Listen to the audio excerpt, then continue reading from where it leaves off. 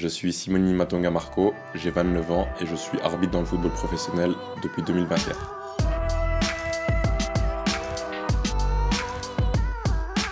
Le rôle d'un arbitre, il est garant des lois du jeu sur le terrain. Mais maintenant, dans le football moderne, c'est un psychologue, c'est un leader, c'est un manager, c'est un juge, il doit prendre des décisions qui ne peuvent forcément pas plaire à tout le monde. Donc il a beaucoup de casquettes. Qui est Marco Simoni Matonga sur le terrain? C'est quelqu'un de simple, quelqu'un qui aime avoir les choses sous contrôle, quelqu'un qui peut souffler le chaud comme le froid, quelqu'un qui sait s'adapter, quelqu'un qui sait se remettre en question, qui sait faire preuve de psychologie, qui sait rire, qui sait réprimander quand il faut. Un manager, un leader. En dehors du terrain, quelqu'un qui a les pieds sur terre, quelqu'un qui sait s'amuser, quelqu'un de simple, quelqu'un d'humble, et voilà, un bon vivant.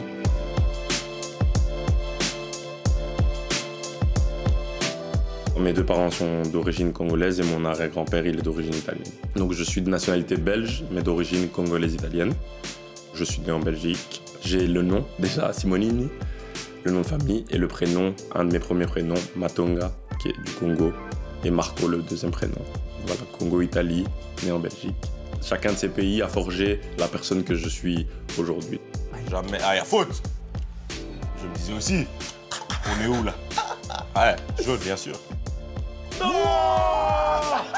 C'est pas vrai. 3-3, fin du match, égalisation. Oh, Je te dis, la vie, c'est pas une course. D'accord? C'est la fin qui compte. Je jouais déjà de base au football, de mes 8 ans à mes 15-16 ans. Et mon petit frère aussi, qui a 4 ans de moins que moi, jouait aussi au football et avec quasiment jamais d'arbitre à ses rencontres. Je me portais volontaire et j'arbitrais ça. Je faisais ça assez bien. J'essayais de rester neutre et objectif malgré que j'arbitre mon frère. Ça se passait bien. Et puis voilà, petit à petit, j'ai senti qu'au niveau football, je ne pourrais pas atteindre la carrière professionnelle. Et quand j'ai arrêté, je suis resté dans l'arbitrage. Petit à petit, j'ai gravi les échelons et voilà, me voilà ici. Et tu te sens comment? Concentré ou bien? Concentré, relax. Avant match. Pas encore tout à fait concentré comme il faut, mais relax. Ouais. Hein. Vraiment relax. T'as rendez-vous à quelle heure t'as dit? Je dois être là-bas à 17h, 3 heures avant. Les personnes qui m'ont influencé à faire ce métier, c'est Pierluigi Collina, avec son crâne chauve et ses grands yeux, auxquels on me compare souvent parce que j'ai aussi des yeux assez prononcés quand je vais m'y mettre. Après, il y a classique en Belgique ici, Frank de Bleckere. Je peux citer aussi Jérôme Zolo, qui est aussi le premier noir avant moi dans le football professionnel belge. Après, j'ai Howard Webb, Mark Lattenburg, je peux en citer beaucoup, mais voilà, j'essaie toujours de prendre un minimum, un élément de chaque arbitre, de la personnalité de chaque arbitre et l'intégrer à ma propre personnalité.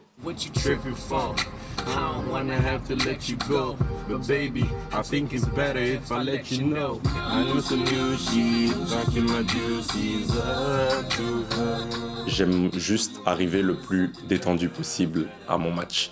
Donc dans la voiture, le trajet de chez moi jusqu'au stade ou au lieu de rendez-vous, il faut que je sois le plus détendu possible. Donc je chante, je me détends et comme ça j'arrive dans un état d'esprit vraiment relax, avec les pensées claires et concentré sur ce que je dois faire.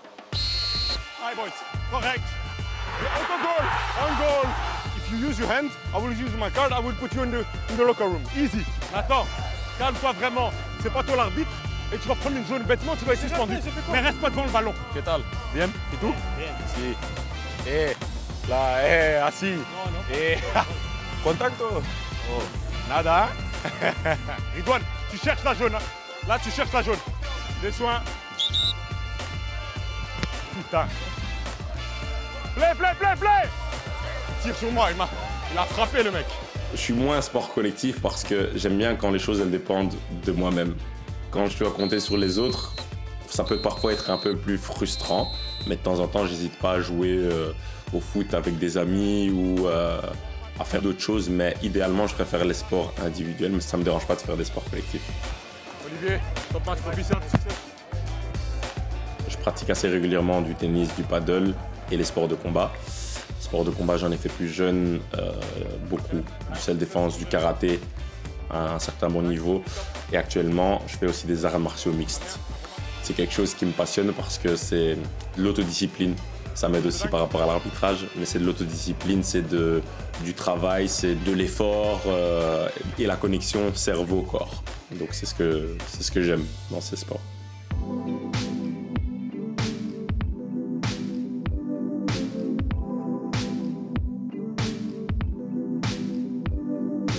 J'ai été en Indonésie, j'ai eu l'occasion de faire plusieurs îles de l'Indonésie, donc Bali, Lombok et les petites îles qu'il y a autour. C'est l'Asie, c'est un pays où les gens ils ont le cœur sur la main. C'est une culture complètement différente d'ici et ça te fait grandir en tant qu'homme, simplement. Le Congo, ma terre d'origine, là où aussi la mentalité est complètement différente par rapport à ici. Il y a d'autres réalités qui existent. Les valeurs africaines, les valeurs congolaises, c'est surtout le partage, la joie. Je ne sais pas si ces valeurs-là vont directement en concordance avec devenir la meilleure version de soi-même, mais en tout cas être une belle version pour les autres. Top boys. Match under control. Job done, hein? L'arbitre, surtout dans le football professionnel, c'est un être humain. Et dans le football professionnel, c'est un athlète professionnel également, à qui on demande beaucoup de sacrifices, d'entraînement pour pouvoir performer au plus haut niveau, pour ne pas déranger et interférer sur le jeu. Et donc, il faudrait que les gens ils se rendent compte de la part de travail, des sacrifices que ça demande. Je pense que la fonction d'arbitre, elle est pas glamour et elle est déshumanisée. Ils oublient souvent qu'il y a un homme derrière ces décisions. Donc voilà, si on s'en rappelle, s'ils essayent eux-mêmes, eh ben voilà, ça se passera bien.